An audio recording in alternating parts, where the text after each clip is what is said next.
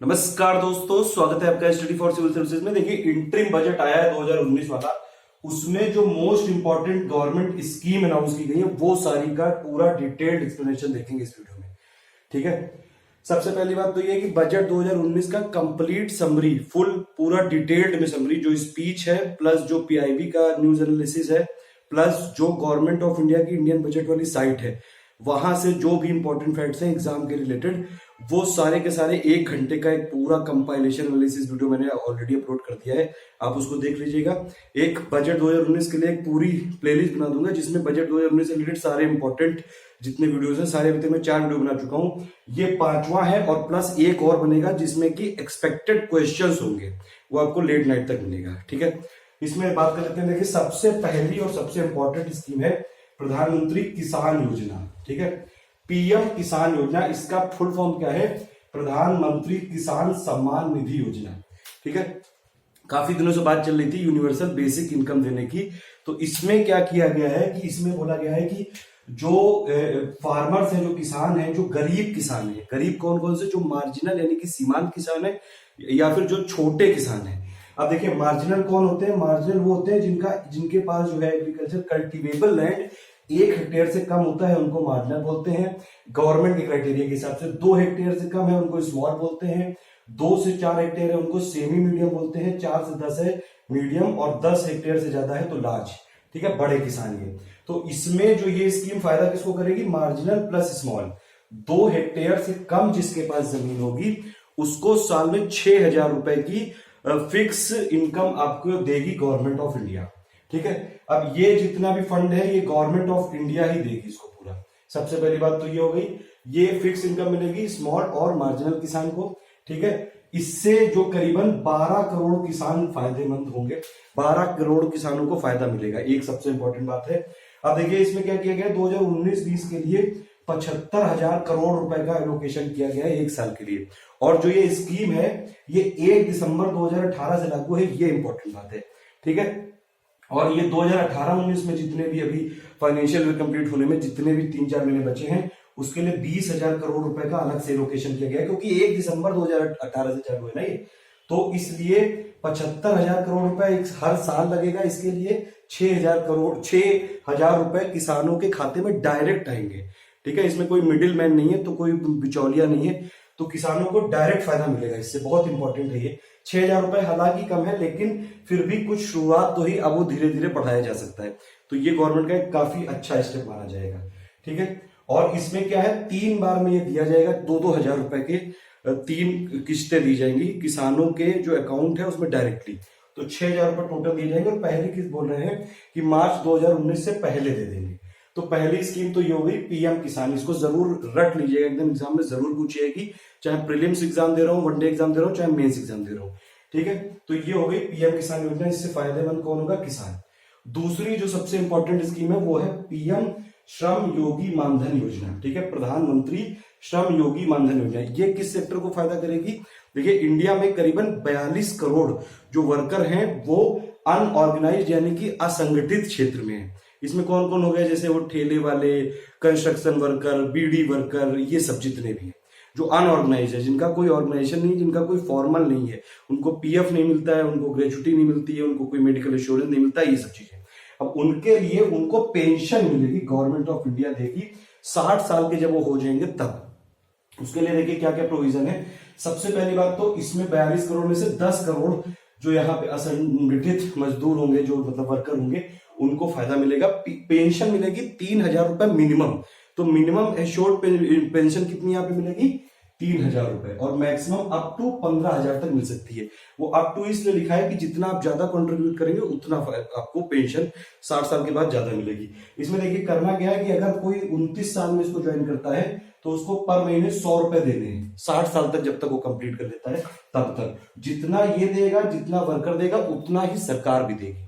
ठीक है, अगर वो 18 साल से ज्वाइन करता है तो उसको 55 रुपए पर महीने देने हैं, और जितना वर्कर देगा उतनी ही सरकार देगी, ये इंपॉर्टेंट बात है। इसके लिए इस साल 500 करोड़ रुपए का एलोकेशन किया गया है 2019-20 में, और ये बोला गया है गवर्नमेंट ऑफ इंडिया के द्वारा आने वाले समय में ये दुनिया की सबसे बड़ी पेंशन स्कीम बनने जा रही है। ठीक है, सबसे इंपॉर्टेंट बात ये होगी दूसरी वाली। तो पीएम श्रम योगी मानधन योजना, बस इसमें इतने प्रोविजन है, जो इंपॉर्टेंट वाली बातें सब लिखी मैंने। एक बार आप चाहे तो देख सकते हैं, कुछ लोग को बड़ी दिक्कत हो जाती है कि मैं सामने आके समझाता हूँ। तीसरा जो सबसे इंपॉर्टेंट बात यह है, इस बार ये देखा गया, अभी देखिए इकोनॉमिक सर्वे में, सॉरी बजट में भी ये जो स्पीच है उसमें बताया गया है कि भारत दुनिया का दूसरा सबसे बड़ा फिश प्रोड्यूसिंग कंट्री है। ठीक है, फिश प्रोडक्शन में, फिशरीज में हम नंबर 2 पे हैं। नंबर 1 पे कौन है, आप कमेंट करके बताइए। ठीक है, पूरी दुनिया का 6.3% जो है वो इंडिया में होता है, और इसमें करीबन 1.5 करोड़, 1.45 करोड़ लोग यहाँ पे रोजगार मिला हुआ है। इसीलिए इस बार डिपार्टमेंट ऑफ फिशरीज नया बनाया जाएगा। तो नया डिपार्टमेंट ऑफ फिशरीज बनाया जाएगा, ये इंपॉर्टेंट बात है। प्लस जो ये वाले जो फिशरीज में जितने भी लोग एसोसिएटेड हैं, उनको जो है इंटरेस्ट सबवेंशन भी मिलेगा, मतलब कि जो लोन लेने पे उनको यहाँ पे छूट मिलेगी। 2% यहाँ पे इंटरेस्ट माफ कर दिया जाएगा। और ये अगर मतलब जैसे केसीसी होता है ना, किसान क्रेडिट कार्ड, अभी तक तो ये था एग्रीकल्चर के लिए, अब ये एनिमल हस्बेंड्री और इन सब के लिए भी वो खोल दिया गया है। एनिमल हस्बेंड्री, फिशरीज से रिलेटेड जो भी लोग हैं, किसान क्रेडिट कार्ड से अगर वो लोन लेंगे तो 2% उनको मिलेगा, यहाँ पे इंटरेस्ट का माफी मिल जाएगी। अगर टाइमली पेमेंट करेंगे तो 3% एक्स्ट्रा मिल जाएगा। तीसरी बात ये हो गई। चौथी और सबसे इंपॉर्टेंट बात है, डीआईपीपी का नाम चेंज करके अब रख दिया गया है department for promotion of industrial and internal trade. ऐसा इसलिए किया गया है डोमेस्टिक ट्रेड को प्रमोट करने के लिए। गवर्नमेंट ऑफ इंडिया का मेन जो ऑब्जेक्टिव है डोमेस्टिक ट्रेड को प्रमोट करने के लिए, इसे नाम यहाँ पे किया गया है। अब हालांकि इस पे बहुत सारी सब्जेक्टिविटी इन्वॉल्व है, आप लोग भी बहुत सारे क्वेश्चन कर सकते हैं, लेकिन अभी हम लोग एग्जाम तक ही अपना फोकस सीमित रखते हैं। फिर नेक्स्ट है इसमें कि जो बहुत सारी कम्युनिटीज हैं, जो ट्राइबल्स हैं, जो डी नोटिफाइड हैं, उनके लिए भी गवर्नमेंट ऑफ इंडिया ने बोला है कि पहली बात तो एक कमेटी बनाई जाएगी नीति आयोग के अंदर में, और वो जितने भी भारत में ऐसे लोग हैं डी नोटिफाइड है, जिनको अभी तक नहीं नोटिफाई किया जा सका है, उनको पहचाना जाएगा। प्लस उनके लिए एक वेलफेयर डेवलपमेंट बोर्ड बनाया जाएगा ministry of social justice and empowerment के अंडर में। ठीक है, 5वां ये हो गया। छठा इंपॉर्टेंट है कि गाय के मतलब गाय के वेलफेयर के लिए, काउ वेलफेयर के लिए एक राष्ट्रीय कामधेनु आयोग बनाया जाएगा। ठीक है, और उसमें जो राष्ट्रीय गोकुल मिशन है उसको 750 करोड़ रुपए का एलोकेशन किया गया है।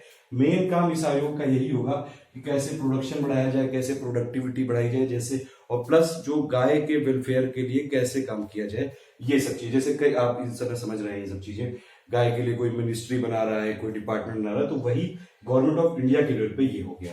ठीक है, और सबसे इंपॉर्टेंट जो बात है, 10 डायमेंशन तय की गई है 2030 तक। 10 फोकस एरिया यहाँ पे बजट में बताए गए हैं, जो कि हम लोग फोकस करेंगे 2030 तक, क्योंकि हमको बनना है क्या, 5 सालों में 5 ट्रिलियन इकोनॉमी और 8 सालों में 10 ट्रिलियन इकोनॉमी। अभी हम कितने ट्रिलियन है, करीबन 2.25 ट्रिलियन के आसपास है।